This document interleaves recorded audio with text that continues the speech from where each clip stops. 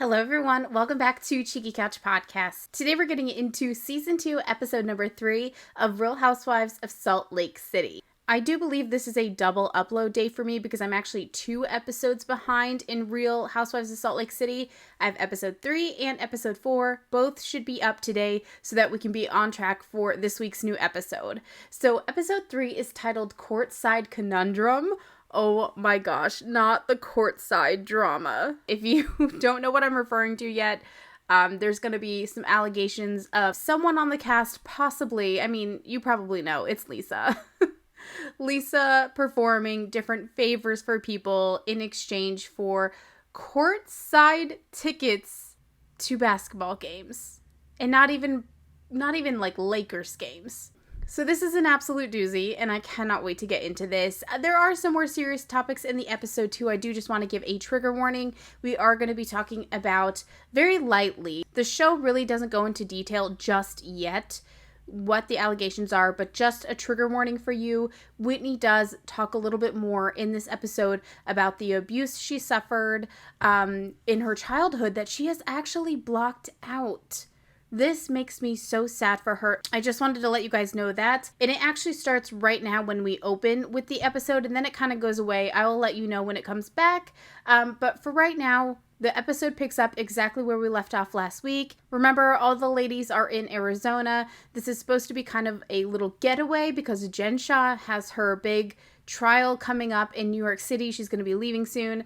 And they were not able to travel outside the country because Jen Shah is property of the state right now, basically. And she ain't going anywhere. So they had to go to Arizona. The girls had a little something like a healing ceremony of some sort. I don't think it did any good. And now they're having a little dinner and just discussing things. Whitney is sharing with the group that she was abused as a child and she has actually blocked it out. And it's been her stepbrother and stepsister who have really been a helping force in reminding her of what happened to her when she was younger. And I think she says she's actually trying the different therapy to recover memory. It's something I think she said her brother's going through as well. And I really appreciate how everyone's so supportive of Whitney in this moment. They feel terrible for her. What really surprised me, and now I'm a little ashamed that it surprised me, last week when we ended, Heather was looking at Whitney dumbfounded when Whitney was sharing the details of, her childhood. To me, her face looked like she didn't believe Whitney. However, right away in the beginning, you see, that's not what the face was at all. Heather was hurt. She was so hurt that this was happening to Whitney. Heather actually tells Whitney, I feel betrayed for you. I think she's in so much shock because if you remember, they're real life cousins. I think she's absolutely devastated and shocked that this could be happening to her cousin and she would have no idea. And this happens, not to dwell on it, but you just never know. You can never be too sure. No matter how wonderful someone's life looks, you never know what things are like behind the curtains. We're seeing a display of that right now. If you guys are following the whole Amaranth Twitch situation with her husband and that whole situation, it's terrible. Things can just look so great and you just never know. So anyway, Whitney's just so strong. She's being so vulnerable and she's really opening herself up to the group. Really quick, I forgot to say this in the beginning. If you guys would rather watch my podcast than listen, you can head to my YouTube channel, Cheeky Couch Podcast. I always have it linked in the description. But if you guys are watching on YouTube instead of listening, I beg of you, please go to Apple Podcast and search Cheeky Couch Podcast. You will see my logo pop up. If you guys could just give me a rating and a review, it is completely free. It's really fast. You don't have to register. I would be so appreciative of it. It means the world to me. Thank you guys so much. So again, I will have it linked down below. Just search Cheeky Couch Podcast on Apple, on Stitcher. And if you could give a review and a rating, I would be so grateful. Okay, let's move on. One thing I want to say really quickly is Whitney says something so important here. She talks about how this abuse has been going on for generations in her family, in that she is finally breaking the cycle with her family. They're going to break the cycle. And it almost made me choke up a little bit because I feel as though I see a lot of people discussing this on TikTok and on Twitter and just in everyday life that they feel responsible to break the cycle of something that's been happening in their own family when they were growing up, or even in the past, their parents growing up. It's a cycle. I just wanted to say I so commend Whitney for this, and most importantly, I commend any of you out there, if you're listening or watching and you yourself are breaking a cycle. I mean, I feel as though I'm trying my best to break certain cycles in my own now grown up personal family with my husband and my future kids. It's important to me, and it's important to him, that we break certain cycles too. And it's just one of those things in life where you might not necessarily ever get a pat on the back for it. You might never get recognition for it, Most likely, a lot of people will never know how hard it is and how much work you put in to break a cycle of something. And so I just wanted to say, if any of you out there are breaking cycles that you've been through in your own family, in current day now, you're trying to break it, just know I see you. You're amazing. It's not easy work. It feels like a job that never ends, and it's a thankless job that no one will ever see or recognize, but you know how important it is for yourself and for your family. So I just want to say, you're awesome. Keep at it. It is so important, and good for you for being the one to finally step up and say, we're not doing this anymore. That's it. Let me get off my soapbox. We're going to have fun, I promise. It's just a little bit more of a serious topic, so I had to say that. So while we're kind of in this space of talking about vulnerability, and that Whitney's been so vulnerable sharing this, Meredith wastes no time. Meredith shares that she feels as though she had such a hard time last season because she was so vulnerable with the group. Of course, she's referring to Lisa and Lisa's big blow up behind the scenes that was captured, where she called Meredith a garbage whore and says she, sleeps around and all that stuff. Meredith feels she was too vulnerable and she put herself in a not such a safe space. Heather's so funny. She's like rolling her eyes. And I have to be honest with you, I agree with Heather. I mean, she's literally not said anything yet, but Heather's response is my response. At this point, I'm kind of like, get over it, Meredith. I'm sorry. I get it. Lisa said terrible, terrible things. I get it. But it's like, forgive her or don't. But don't just keep waiting for Lisa to give you more and more and more. It almost just feels like she wants Lisa to eternally pay for what she said. And maybe that is what she wants. And maybe that's what she feels like Lisa owes her. But it's too much. Like, move on, girl, please. And I do not believe that you're not also saying terrible things behind closed doors. Yes, we've seen her say it this season just because she's a little, scarred and a little prickly right now because of Lisa's actions. But I don't believe that last season Meredith wasn't talking shit on Lisa. All these women talk. They talk. I don't believe a word of it. So, get over it, Meredith. Get over it. Lisa jumps on it. She goes, Meredith, you know what? I want to apologize again. I owe you an apology. I already apologized in LA, but I'm apologizing to you again. What I said was hyperbolic. It didn't mean anything. I was just talking. I was just venting. I didn't mean it. I'm sorry. And of course, Meredith isn't pleased with this apology either. And this is why I'm just annoyed with this situation at this point. It's like, what else do you want her to do? Meredith, for some reason, hears what Lisa's saying as, okay, you're sorry for how you said these words, but you're not sorry for the venom that you spewed out.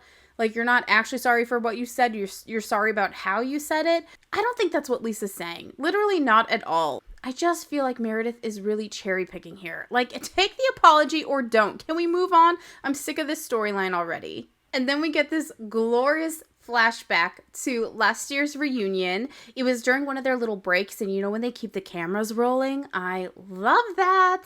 That is my favorites. Lisa sits down next to Meredith and she's like, I'm sorry, I didn't mean to say that. I had just heard that you were making fun of my renovations. To think that this whole drama and Lisa saying all those nasty things could have literally been just because Meredith was making fun of her home renovation is just about the funniest thing I've ever heard. And now, let me just say, it might be heavier or a little bit bigger than just making fun of her renovations. In my mind, Meredith would probably say something like, oh, it's cheap. They're using cheap materials. They're doing this, blah, blah, blah, blah, blah. And when you work hard for your money, you work hard to build yourself a nice life. it really stings when someone makes fun of you with what you're able to do, you know what I mean? Now, Lisa did the same thing to Meredith in that rant, saying she doesn't even own her own home. So that's what I think. I believe it or not, because of that, I do think that this all comes down to these home renovation jokes that Meredith apparently has. But it's also so gold. You know what I mean? I also just love it. And if they ever take Lisa away from me, I will scream. I love Lisa. I'm #1 Lisa defender. Call me biased. Call me Andy Cohen. You are correct. Lisa is my Force Fox 5, okay? I will defend her with my life. God damn it, I wish I didn't say that. She better not say anything racist or terrible on social media. Then I'll have to cut ties. But for now, Lisa is my end game. And then Meredith is just doing the most. She's basically talking to Lisa as if she's like a child, saying, be polite, don't interrupt me, you're an interrupter. Really being condescending, right? And then she starts to basically talk about Lisa's mental health and says, I don't know if maybe you need to see a doctor, if perhaps you see a doctor and, you figure out what's going on. And it's like, don't do that. That is so disrespectful. She was just talking shit on you and you happen to hear it, unlike when you most likely talk shit and she never hears it. You know what I mean? You can't go after this woman's mental health over this. This is a joke. And honestly, are we not all struggling a little bit out here? We all are. It's just not cool. Totally unacceptable. I mean, it was just a rant. It was an unfortunate rant that was caught on camera. And I was happy that Heather actually spoke up and she was like, wait. You can't do that. That's too far. That's crossing a line. You can't talk about this woman's mental health just because of this rant. Like, this is ridiculous. So go, Heather. And then, Lisa, I almost felt like she had the upper hand here. She really had the table on her side here. Honestly, she needs to nix this whole term of phrase from her repertoire in general, because it's just not very good anymore. And it's a phrase that Lisa says often. We have other clips of her saying this. She says she's not going to, and I don't want to say it myself because it's triggering, but she says she's not going to bleep her wrists for anyone anymore. And you can't go around saying that. You really, really can't. I mean, if you remember from the reunion, we found out that Meredith has a relative who at the time was really struggling. I don't know about their current situation, but they were going through something mental health wise that was really, really terrible and really hard on the entire family.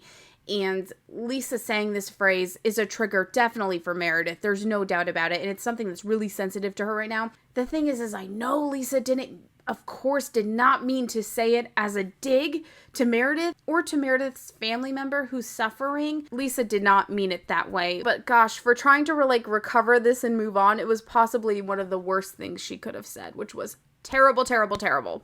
And then Jen Shah miraculously kind of ends this whole situation because we're reminded of why we're here. She finally speaks up and we remember that we are here to support Jen Shah.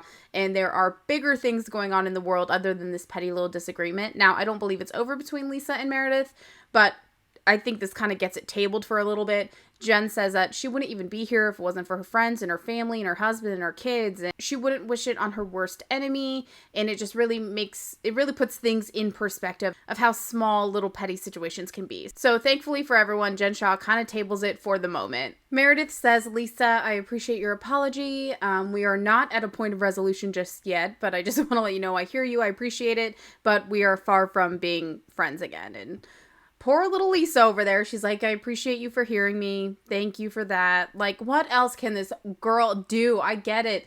She said shitty things, but can we move on? I'm so sick of this storyline. Honestly, it's boring. They need to move on. Thank goodness it's the morning after that shitty table fight. I'm ready to have some fun, and so are the girls. Okay, Jen Shah is walking around the house with a megaphone, waking everyone up. She goes into Heather's room and she announces that they're gonna go on a drinking trolley of some sort. Lisa's in her room and she's just kind of waking up. She's in her cute little PJs and she gives her hubby a call. And I just want to make a note of this, okay? Over the course of the next 2 episodes, please pay attention to how many times Lisa goes and calls her husband, or she has a I need to call my husband moment, okay? She has quite a few. And this is why, obviously, I don't believe the rumors that are going to come up actually tonight in this episode this evening. This is why I really don't believe them. But Lisa depends on her husband so much. He's like her emotional support animal. And she has to call him like all the time. All the time. And as we know, Meredith and her husband had some struggles last year. I feel as though it's possible Meredith resents Lisa for how close Lisa is with her own husband. It's just hearsay. I'm kind of just making that up. I have no factual evidence of that, but in my opinion, it makes me wonder if Meredith wasn't the one to start these ticket rumors to begin with. I also just want to point out, Jen Shah has her beauty squad here. How is she paying for this? How is she still paying for a hair and makeup team? Not all the girls brought beauty teams, okay? I know that Heather and Whitney, they don't have a beauty squad. I'm pretty sure Lisa doesn't have one. I think it's just Meredith and Jen Shah. So who's paying for this? Who is paying for this? I need to know. I also need to know if I have any Arizonians, what do you call yourselves? Arizonians? If I have any Arizonians watching Salt Lake City, are you so offended for how often they are shitting on the state of Arizona? It actually reminds me of the North Dakota-South Dakota battle, because myself being from South Dakota, I remember when I lived there many, many moons ago, it's always an argument of who's better. Is it South Dakota or North Dakota? Which one's the better Dakota? Fun fact, they're both terrible. And I can say that. I come from them, okay? No one's better than the other. They are both the worst. So I'm just curious, Arizonians, how do you feel about all of this Arizona slander in this show? It's a lot.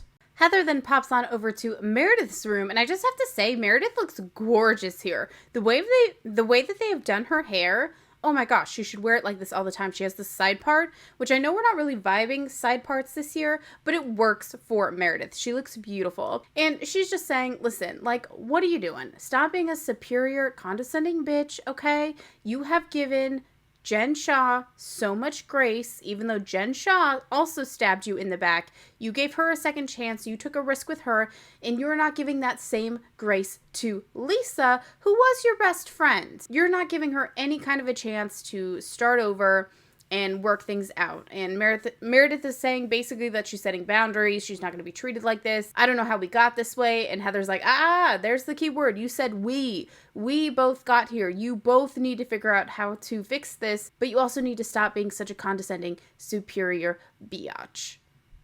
Which I totally agree. Like, stop acting like this, please. Blah, blah, blah. The ladies all hop on a party bus and they head into town where they are met by their party bike. It's this cool trolley. If you've ever seen like a Nashville bachelorette party, you'll be very familiar with this. You all jump on this little bike and you pedal, pedal, pedal, and you can drink on it. I love this. What a great way to get in your cardio and leg day while also getting hammered. I mean, what could be better? This is what I pray for, okay? If this could just circle my street every morning, 7 a.m. when I'm running on my treadmill, I'd get rid of that thing in a heartbeat. I'd be out there boozing it up and working on my gams, okay? But life is just not that kind to me, so it'll never happen. The, like, attendant or, like, the captain or the pilot or the leader biker, I don't know, of this party bike seems so cool. His name is Kevin. He says, hop aboard the Jen Shah Express.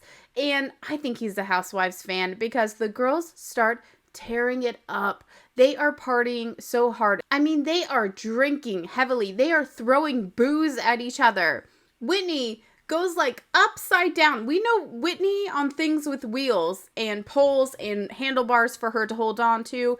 If you remember, I think it was last season for her husband's birthday party, and she was absolutely going nuts in the party bus. It is one of those moments. Whitney somehow pulls herself up and is like upside down, hanging down. She has a skirt on, legs are open. Jen Shah is pouring drinks directly onto her vagina in her skirt. Think of her skirt is upside down, like a cup. And Jen Shah is pouring alcohol onto her vag, okay? I've never seen anything like it.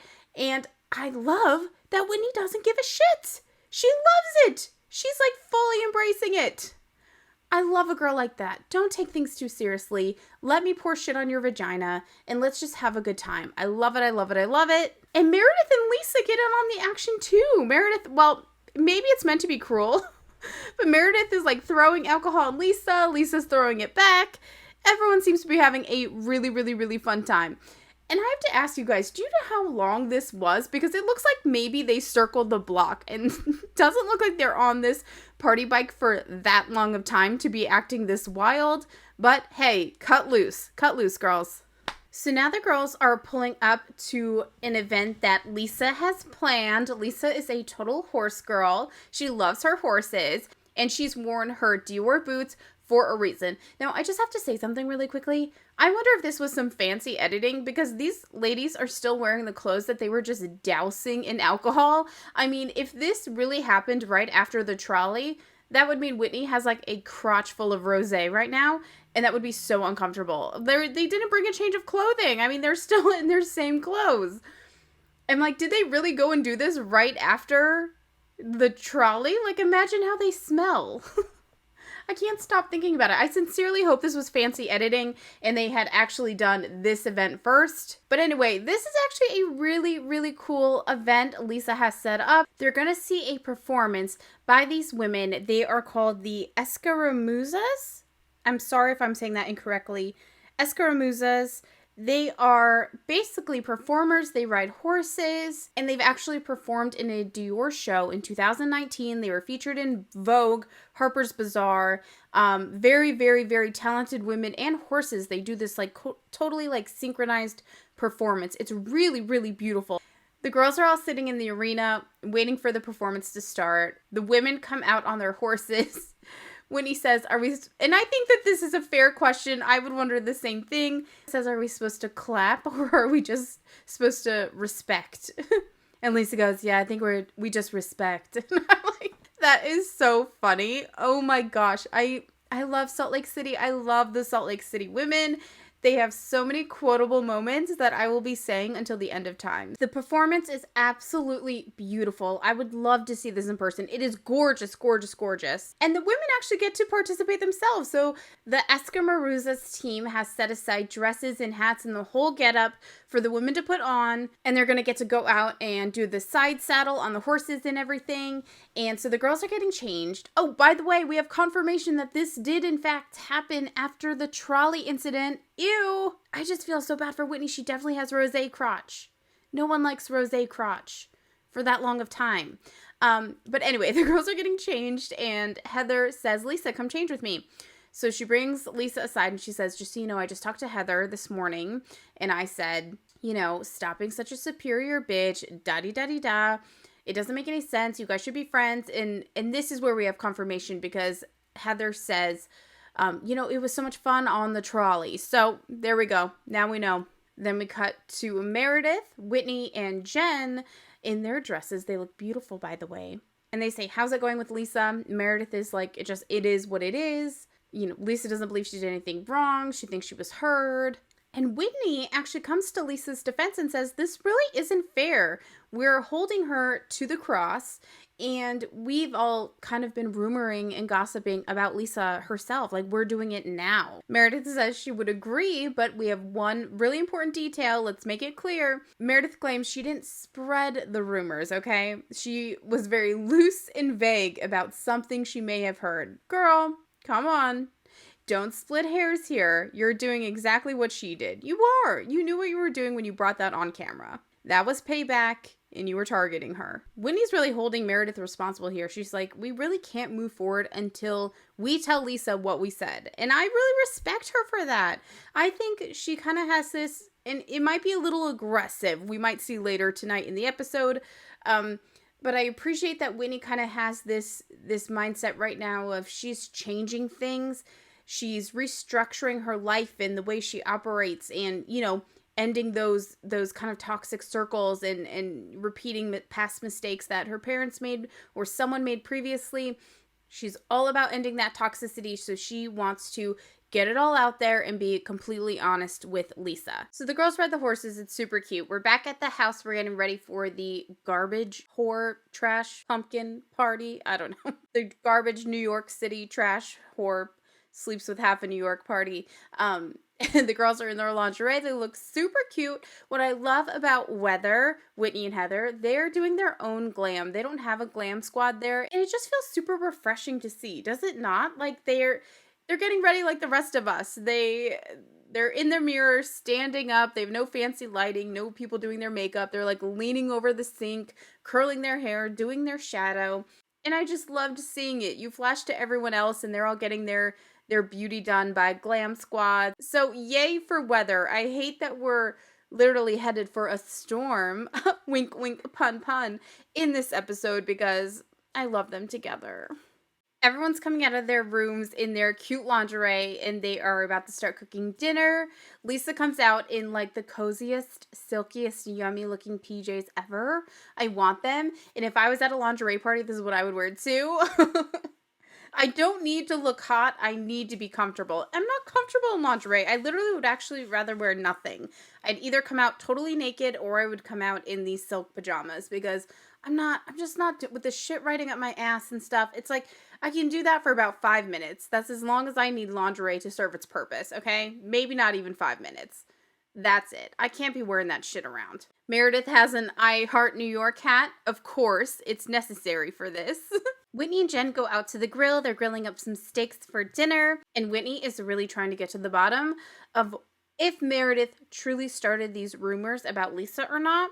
Because she wants to shit out, if you remember. It's really weighing on her. She's trying to end this cycle of lies and sneakiness.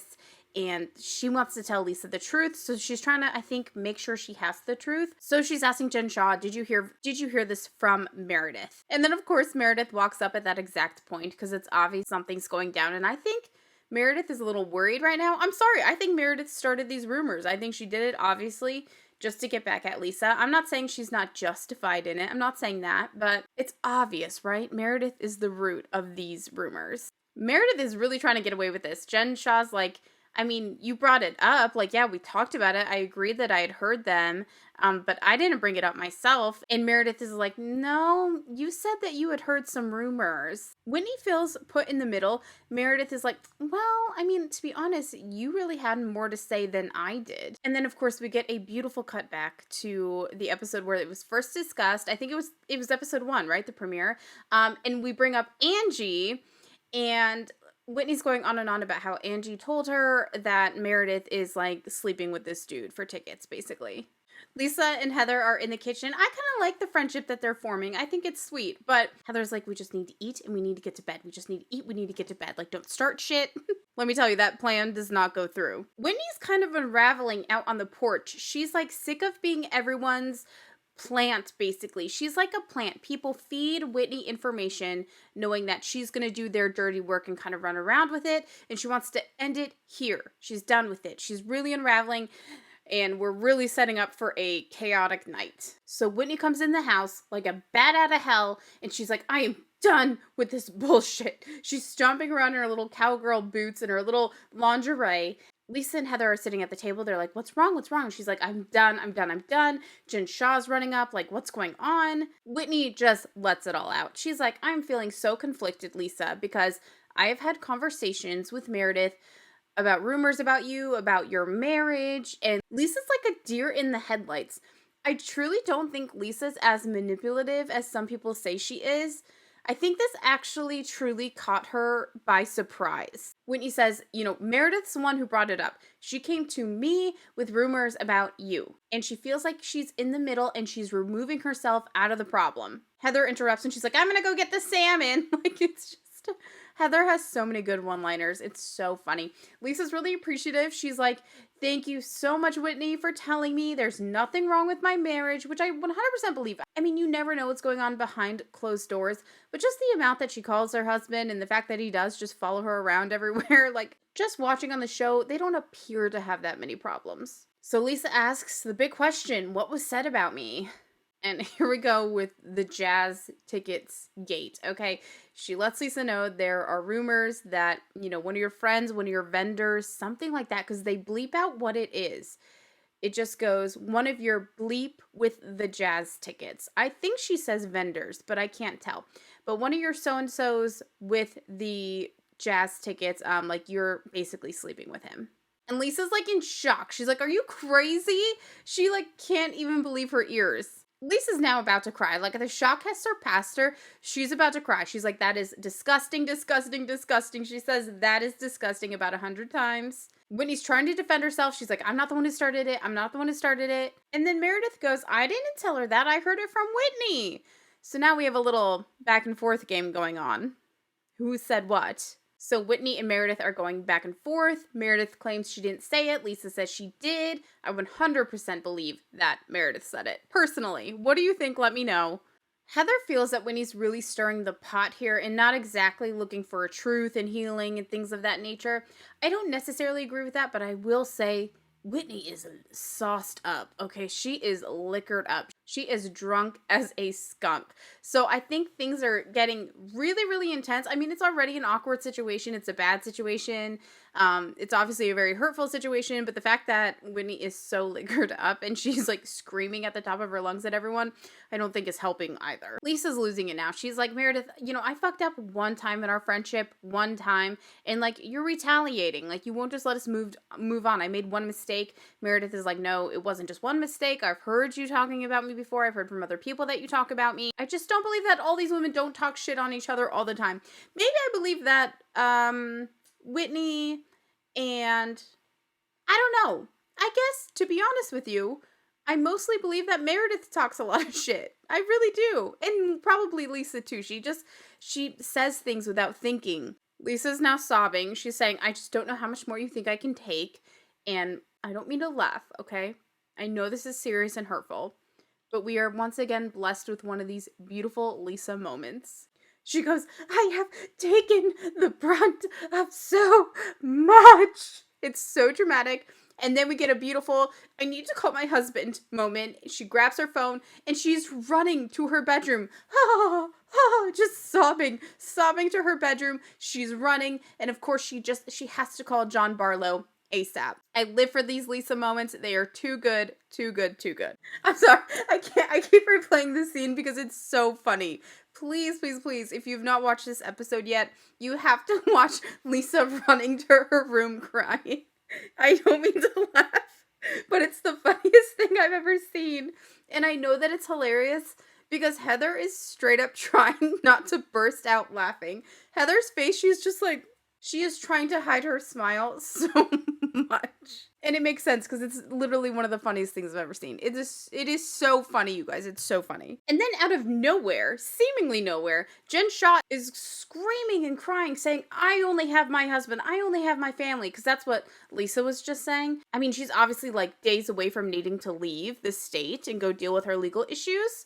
I would have to imagine from her standpoint, sitting there watching these women fight over just these kind of rumors, it would kind of feel like, shut up. Like, literally, I'm going to prison for like 50 years. Like, I don't really give a shit about this, okay? I have no sympathy for Jen Shah. Not saying it to sympathize, but I'm just trying to imagine myself about to go to prison for a really long time and watching women fight over rumors. I mean, yeah, that's got to be annoying. And then Whitney's crying and she's like, Meredith, I owned what I said. Meredith is like, actually, no. All you did was cause confusion about who said what. Like, you made it actually more complicated. Whitney is just wasted. She is so wasted. She can barely form sentences, which is not a good idea. Someone needs to put poor Whitney to bed.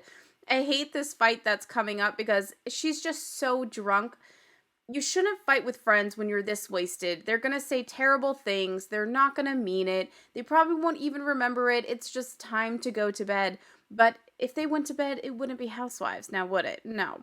So Whitney's like, oh, did I cause confusion? And Heather's like, yeah, you kind of caused a little confusion. She's like, oh, well, then go clear it up. You should go clear it up. Like, she is just absolutely fucked up. And Meredith actually goes to Lisa's room. She knocks on the door. She doesn't hear anything, so she opens it. Lisa's freaking out. She's like, no, you actually don't get to come in here. I want you out. I want you out. I want you out. Trying to kick her out of the room. Meredith is like, listen, like, I didn't say anything. That wasn't already being said. I was just kind of listening. She's like, the most that I said was that there are rumors going on and, everyone already knew about them. I don't believe it. So Lisa storms out to Whitney and is like, listen, Meredith just said that you're the one who said the rumors and she didn't say anything. Whitney's like, nope, I did not. I believe Whitney. I do. Whitney's looking absolutely insane. She's sitting at the table and screwing another bottle of wine and she has these eyes that are so full of rage. They're bulging out of her face. And all I can think is, why is no one grabbing that wine from her? This poor girl does not need any more alcohol. She is wasted. She is Whitney wasted, okay? Meredith says to Lisa, I did not, speak on any specific rumors, but I probably shouldn't have said anything at all. Lisa says, thank you. And at the same time of all this is going on, like, Lisa's accepting Meredith's apology. She's like, I'm sick of being piled on, blah, blah, blah. And then Heather's in the corner, like, whispering to Jen Shah, like, I'm sorry, this trip was supposed to be about you. We were supposed to have fun. She says we were supposed to celebrate you. I don't know why we'd be celebrating her for scamming people. I mean, I'm assuming that at this point they don't believe that she really committed these crimes. Maybe they didn't have as much information as we have now. But, like, I think poor choice of words, either way, because you don't know the situation. Lisa shares with us that she's absorbing too much. She's an empath, which I'm not making fun of empaths out there, okay? Can I confess something for a little bit? When I was younger, I learned this word empath. Like, when I was in middle school, I used this word empath. In my adult years, I've learned that it's typically, if you've grown up in a household, or if you grew up in situations where there was a lot of tension, where there was a lot of unstable moods, a lot of chaos, a lot of fighting, just a lot of just bad, toxic, tumultuous energy, you're really prone to it. Like, you're prone to noticing it from such a young age because you grew up with it. And so all throughout your life, even as an adult, you start taking in other people's situations because you've just already been trained so early to look for people's triggers and to kind of see what's about to come already. And it affects you a little bit differently just because it's a trauma for you, you know? So, but I'm not making fun of her for being an empath. I feel bad that she feels that way because what it tells me is that she was probably exposed to some really tense situations when she was really young. But honestly, most of us have been. And this is the smoking gun for me, okay? Meredith, because Lisa's hysterical. Meredith goes, why don't you take a few minutes? Why don't you go take a deep breath, calm down, and I'm going to check on you in about 4 minutes. And I'm like, wow, interesting, Meredith. Why are you so quick to want to take care of Lisa now? Why do you seem to feel bad for her? Why are you pitying her? I'm sorry, I thought you were really mad at her and you don't want to be friends with her because of what she said about you. So why are you so quick to take care of her right now? It's because you started the rumors. I know you started the rumors. Tell me the truth. I can't wait for the reunion. I need it all to come out that Meredith, and I know she's not going to cop to it, but I know that bitch started the rumors. Whitney can't let this go. She's like, I feel like you won't budge, Meredith. You won't cop to what you said. Like, you just won't do it. Whitney says, I feel like you won't cop to the fact that you said that there are certain things, the way they're trying to dance around what they're trying to say. She's like, you won't cop to the fact that you had talked about the fact that she is a whore. And Meredith is like, no, I just said that I might have agreed with, I don't know. I can't keep up, you guys. I can't keep up. This is just who basically called Lisa a whore. That's what this all boils down to. Heather pops in and she's like, I don't care if Lisa's a whore. I don't care if she effed somebody or if you effed somebody or if he effed somebody. Like, I don't care who effed who. And I completely agree. Girlfriends need to support each other. Don't be rude about who girls are effing, okay? Like, keep that shit within the group. Don't be mean about it, okay? Girl power. We're supposed to stick together even when we're effing weird people, okay? It's just how it works. Lisa and Jen Shah are in the hallway, and Lisa's like, I love you. I love myself too. I'm going to bed. Okay, Lisa. Get a good night's sleep. Now, Whitney's kind of turning on Heather, and she goes like, you knew about this. We were at the jazz game. Wow. Oh, I bet the jazz team had no idea how much of a part they would play in this season of Real Housewives. But she's kind of turning on Heather, and she's like, you were there with us. We were at the jazz game, and Angie told us about these seats, and the guy who owns these seats, that's who Lisa's sleeping with. And then Whitney kind of completely flops on her first argument, saying that Meredith kind of started the rumors because she says, Angie told us that Lisa and John get those tickets because Lisa's sleeping with, so-and-so, whatever. But she claims that Heather was there and that Heather heard all of it. Heather's like, I did not hear it. She's totally denying it, which she didn't seem to me like she heard it, but I don't know. So now Heather and Whitney are storming it up. We have a weather storm. They are fighting back and forth about whether or not Heather knew and heard this from Angie courtside at the jazz game, okay? And we are ending the episode here. Obviously, it's going to continue into episode number 4. Like I said, today should be a double podcast episode. So once you're done listening to this episode, look on my page, look on my podcast list on Apple Podcasts, Spotify, Stitcher, and you should see Real Housewives of Salt Lake City, episode number 4, okay? And I'm going to pause this, edit this, upload this, and we will get into the next episode. Before I go real quick, don't forget to give my podcast a rating, please. That would mean so much to me. You can rate on Apple Podcasts. Please leave a review. You guys, it means so much to me. It helps me out so very much. Like I said, none of my podcast is monetized yet, which is totally fine, but it would also be really nice to monetize. And I appreciate your guys' support. Don't forget to check me out on YouTube as well. If you'd like to watch the episode instead of listening, I link every YouTube episode in the bottom box of my podcast, so you guys can check it out there as well. Thank you guys so much for being here, and I will see you in the next episode. Bye!